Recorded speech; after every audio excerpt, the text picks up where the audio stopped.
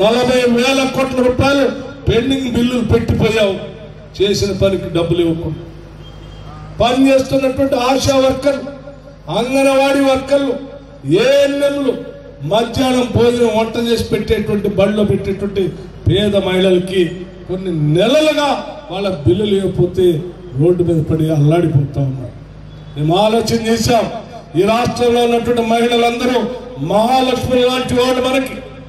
వాళ్ళకి ఎంత కష్టం వస్తూ ఉందో ఆ కష్టాన్ని చూసి మనం ఇలా ఉంటే లాభం లేదు, వాళ్ళ కన్నీళ్లు చూడవలసిన పరిస్థితి మనందరిపైన ఉందని చెప్పి మొట్టమొదటిగా ముందు మహిళలకు సంబంధించిన నిధులన్నింటినీ ఎన్ని ఇబ్బందులున్నా మిగతా అన్ని పక్కన పెట్టైనా సరే ఈ మహిళలకు కావాల్సిన బిల్లులు ఇవ్వాలని చెప్పేసి ఆలోచన చేసి రేవంత్ రెడ్డి గారి నాయకత్వంలో ఈ రాష్ట్ర ప్రభుత్వం ఒక నిర్ణయం చేసింది. ఇదే చర్చల నుంచి నేను ప్రకటన చేస్తాను.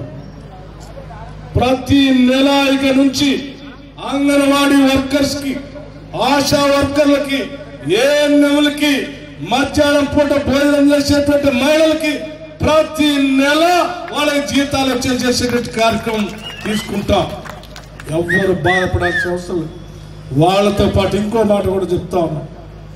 ఆనాడు డాక్టర్ వైఎస్ రాజశేఖర రెడ్డి గారు కాంగ్రెస్ ప్రభుత్వం ఉన్నప్పుడు వడ్డీ లేని రుణాలు ఇచ్చి ఆనాడు రాష్ట్రంలో ఉన్నటువంటి మహిళలందరినీ సెల్ఫ్ హెల్ప్ గ్రూప్ గా మార్చి కొన్ని వేల కోట్ల రూపాయల బ్యాంకుల ద్వారా రుణాలు ఇప్పించి వడ్డీ లేని రుణాలు ఇప్పించినటువంటి కార్యక్రమాన్ని మేము గత 9 సంవత్సరాలుగా రాష్ట్రంలో లేకుండా చేశాం. మళ్ళీ మేము చెప్తా ఉన్నాం ఆనాటి కాంగ్రెస్ పార్టీకి ప్రభుత్వానికి అత్యంత ఇష్టమైనటువంటి ఇందిరా క్రాంతి పథకం, మహిళలకి వడ్డీ లేని రుణాలు ఇచ్చేటువంటి కార్యక్రమాన్ని తిరిగి మొదలు పెడతాం. పెద్ద ఎత్తున వేల కోట్ల రూపాయల మహిళలకి రుణాలు ఇప్పిస్తాం. వడ్డీ రాష్ట్ర ప్రభుత్వమే కడతదని కూడా ఈ సందర్భంగా అనౌన్స్ చేస్తా ఉన్నాం. కొద్ది రోజుల్లోనే రాష్ట్ర వ్యాప్తంగా మహిళలకు సంబంధించిన సెల్ఫ్ హెల్ప్ గ్రూప్ సంబంధించిన సమావేశాన్ని రాష్ట్రంలో పెద్ద ఎత్తున ఏర్పాటు చేస్తాం. రాష్ట్ర కేబినెట్ నిర్ణయం తీసుకొని వాళ్ళకు వడ్డీ లేని రుణాల్ని తిరిగి మళ్ళీ మొదలు పెడతాం అని ఈ చర్చల ఈ సభ నుంచే మేము చాలా సంతోషకరంగా మీ అందరికి చెప్పదలుచుకున్నాం. మిత్రుల సందేశాన్ని తీసుకెళ్ళండి, గ్రామానికి తీసుకెళ్ళండి. రాష్ట్ర ప్రభుత్వం మహిళల కోసం మహాలక్ష్మిగా ఆ పక్కన RTC free bus, Aarogyasri card, ANM వీళ్ళందరికీ కూడా ఆశా వర్కర్లకి, సెల్ఫ్ హెల్ప్ గ్రూప్స్ కి మొత్తానికి కార్యక్రమాలు చేసే కార్యక్రమం నాంది పలికింది. మీరెవ్వరూ ఆధారపడాల్సిన అవసరం లేదు. ఇందిరమ్మ రాజ్యం అంటే మనది అని చెప్పి ప్రతి మహిళ అనుకునేటట్టుగా కార్యక్రమాలు చేస్తామని చెప్పి ప్రతి కాంగ్రెస్ కార్యకర్తకి నేను విజ్ఞప్తి చేస్తా ఉన్నాను. ఈ సందేశాన్ని ఊరు తీసుకొని వెళ్లాల్సిందిగా కూడా చెప్తా ఉన్నాను. అంతేకాదు మిత్రులారా, నేను మీ అందరికీ మరొక విషయం కూడా చాలా స్పష్టంగా చెప్పదలుచుకున్నాను.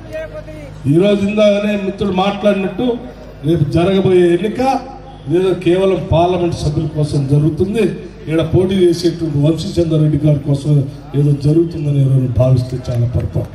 కాదు, ఇది నీ కోసం, నా కోసం, ఈ జాతి కోసం, మన భవిష్యత్తు కోసం జరిగే ఎన్నిక. ఈ దేశ సంపద ప్రజలకే ఉండాలా, లేకపోతే అదాని అమ్మాని లాంటి వాళ్ళకి చెందాలా, లేకపోతే ఈ దేశం మొత్తం పేరు మీద విడిపోయి విచ్ఛిన్నమై విద్వేషాలు రగాలా, లేకపోతే మనం అందరం అన్నదమ్ములా కలిసి ఈ దేశాన్ని, ఈ జాతిని కాపాడుకుంటూ భారతదేశం అంతా ఒకటే అని చెప్పి ముందుకు తీసుకొని పోవాలా లేదనే 2 అంశాలపైనే ఎన్నిక జరుగుతాం. రాహుల్ గాంధీ గారు చాలా స్పష్టంగా చెప్పారు.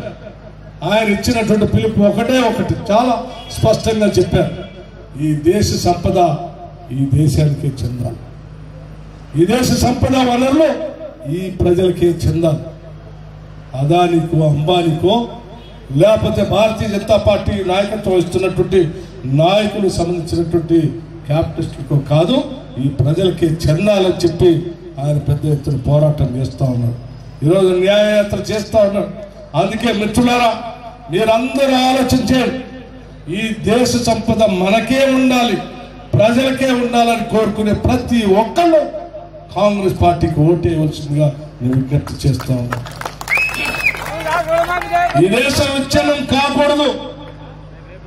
ఈ దేశంలో పుట్టిన ప్రతి బిడ్డ ఈ దేశం నాది అని భావిస్తూ మనం అందరం ఒక కుటుంబం లాగా బతకాలి అని కోరుకునేటువంటి వాళ్ళందరూ కూడా కాంగ్రెస్ పార్టీకి ఓటేయాల్సిందిగా నేను కృషి చేస్తాను.